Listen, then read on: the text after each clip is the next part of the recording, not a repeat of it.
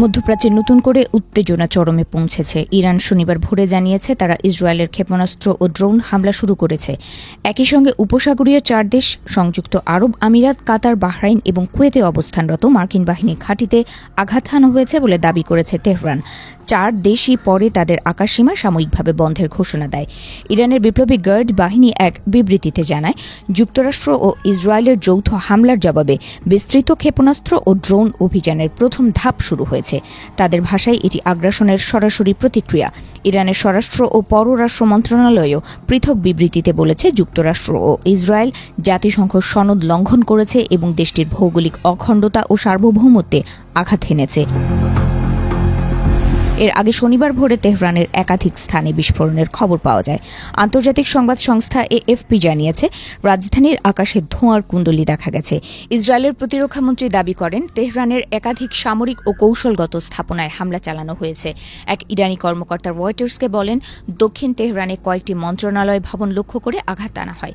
ইরানের রাষ্ট্রীয় বার্তা সংস্থা ফার্স জানায়, কুম, কারাজ ও কেরমানশাহ শহরেও বিস্ফোরণের শব্দ শোনা গেছে। পররাষ্ট্র মন্ত্রণালয়ের বিবৃতিতে বলা হয়, যুক্তরাষ্ট্র ও ইসরায়েলের এই হামলা আন্তর্জাতিক আইন ও জাতিসংঘ সনদের নীতির পরিপন্থী। তারা জাতিসংঘ সনদের 51 নম্বর অনুচ্ছেদ উল্লেখ করে আত্মরক্ষার অধিকার প্রয়োগের কথা তুলে ধরে। তেহরানের ভাষা, সশস্ত্র বাহিনী দেশ রক্ষায় পুরোপুরি প্রস্তুত এবং আগ্রাসীদের অনুতপ্ত করা হবে। ওয়াশিংটন থেকেও হামলার বিষয়টি নিশ্চিত করা হয়েছে। মার্কিন নিরাপত্তা কর্মকর্তারা জানান, যুক্তরাষ্ট্র ও ইসরায়েলের সঙ্গে সমন্বয় করে ইরানের বিভিন্ন লক্ষ্যবস্তুতে আঘাত হেনেছে। মার্কিন প্রেসিডেন্ট ডোনাল্ড ট্রাম্প এর আগেও 2025 সালের জুনে ইরানের 3টি পারমাণবিক স্থাপনায় বোমা হামলার নির্দেশ দিয়েছিলেন। তখন 12 দিনের সংঘাতের পর পরিস্থিতি কিছুটা শান্ত হয়। তবে এবারের হামলা রাজধানী তেহরানকে কেন্দ্র করে হওয়ায় তা দীর্ঘস্থায়ী সংঘাতে রূপ নিতে পারে বলে আশঙ্কা করছেন বিশ্লেষকেরা।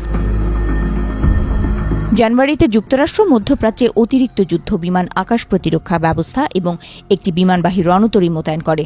আঞ্চলিক মিত্রদের সঙ্গে যোগাযোগ রাখলেও হামলার সময় ও পরিসর সম্পর্কে শেষ মুহূর্ত পর্যন্ত অনিশ্চয়তা বজায় ছিল। এর আগে ট্রাম্প প্রশাসন ইরানি সরকার বিরোধী বিক্ষোভ দমনে কঠোরতার অভিযোগ তুলে তেহরানের ওপর চাপ বাড়ায়। উপসাগরীয় দেশগুলো শুরু থেকেই সরাসরি সামরিক সংঘাতে জড়াতে অনীহা দেখিয়েছে। সৌদি আরব, কাতার ও ওমান যুক্তরাষ্ট্রকে ইরানে হামলা না চালানোর আহ্বান জানিয়েছিল বলে নৈতিক সূত্রে জানা যায়। এ অঞ্চলেই যুক্তরাষ্ট্র ও ন্যাটোর একাধিক সামরিক ঘাঁটি রয়েছে, যা ইরানের পাল্টা আঘাতের ঝুঁকিতে পড়তে পারে। অতীতে ইরান কাতার আল উদেইদ ঘাঁটিতে সীমিত হামলা চালিয়েছিল এবং সে সময় আগাম সতর্কবার্তা দেয়ায় ক্ষয়ক্ষতি কম ছিল। বিশেষজ্ঞদের মতে বর্তমান পরিস্থিতি আরও জটিল। ইরানে চলমান অভ্যন্তরীণ চাপ ও বিক্ষোভের প্রেক্ষাপটে বাইরের হামলা দেশটির শাসন ব্যবস্থার কাছে অস্তিত্বের প্রশ্ন হিসেবে দেখা হতে পারে। ফলে প্রতিক্রিয়া আরও তীব্র হতে পারে। একটি বড় আশঙ্কা হল হরমুজ প্রণালীতে উত্তেজনা বৃদ্ধি। বিশ্বে প্রায় 20% তেল এ পথ দিয়ে পরিবাহিত হয়। প্রণালীতে কোনো বাধা সৃষ্টি হলে বৈশ্বিক জ্বালানি বাজারে বড় ধাক্কা লাগতে পারে। এদিকে ইসরায়েলি কর্তৃপক্ষ জানিয়েছে, তারা সম্ভাব্য পাল্টা হামলা মোকাবিলায় প্রতিরক্ষা ব্যবস্থা জোরদার করেছে। আঞ্চলিক আকাশপথে ফ্লাইট চলাচল ব্যাহত হয়েছে। বিভিন্ন দেশ তাদের নাগরিকদের সতর্ক থাকার পরামর্শ দিয়েছে।